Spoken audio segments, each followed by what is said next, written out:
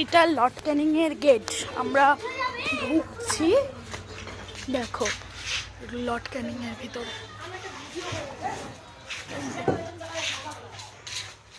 Lord Canning সব কেটে তালা মার।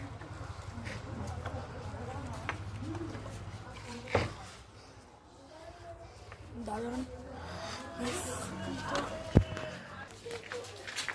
এই দেখুন লর্ড ক্যানিং এর ভিতর।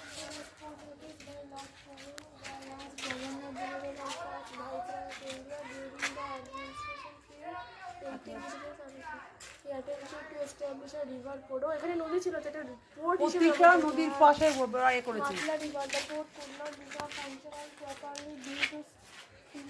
Of the river and the building was converted into an administration office. This is a large brick built double-storied building. দুটো